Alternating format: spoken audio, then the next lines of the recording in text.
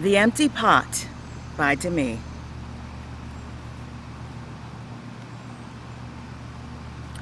A long time ago in China, there was a boy named Ping who loved flowers. Anything he planted burst into bloom. Up came flowers, bushes, and even big fruit trees as if by magic.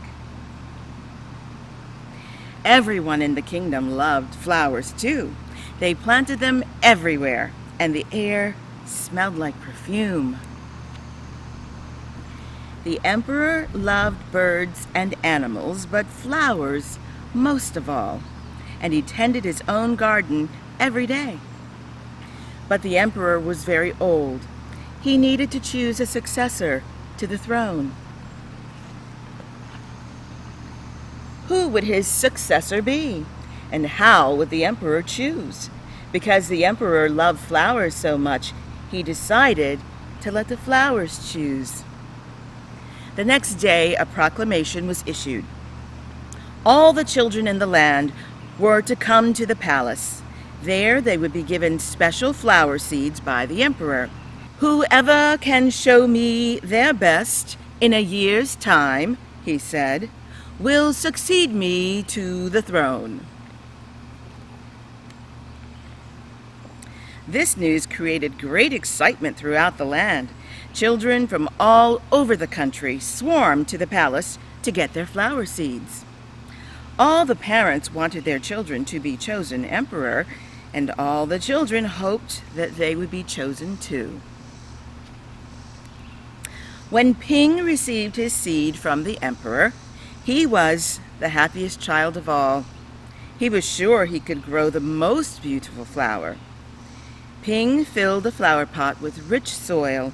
He planted the seed in it very carefully. He watered it every day.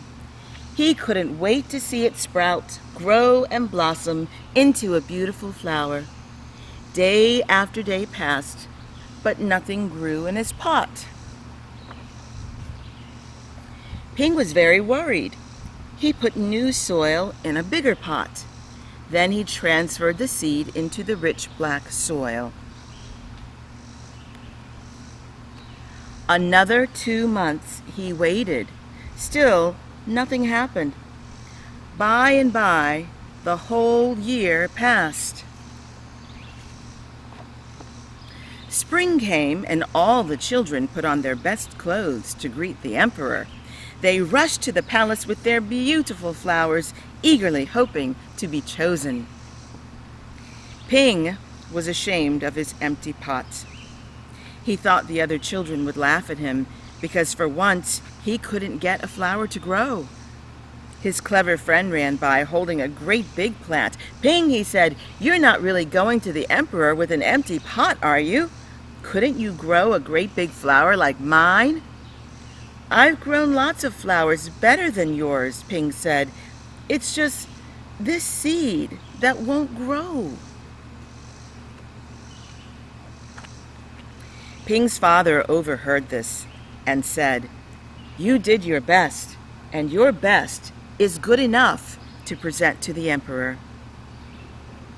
Holding the empty pot in his hands, Ping went straight away to the palace.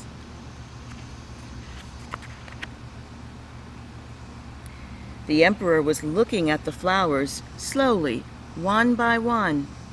How beautiful all the flowers were!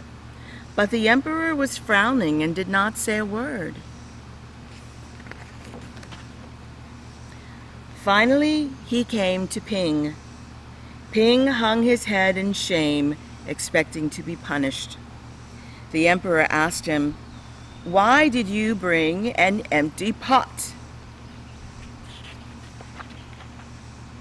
Ping started to cry and replied, "I planted the seed you gave me, and I watered it every day, but it didn't sprout. I put it in a better pot with better soil, but still it didn't sprout.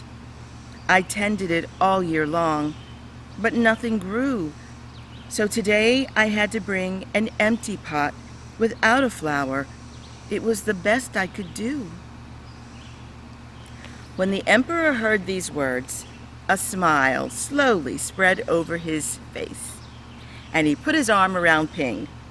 Then he exclaimed to one and all, "I have found him! I have found the one person worthy of being emperor!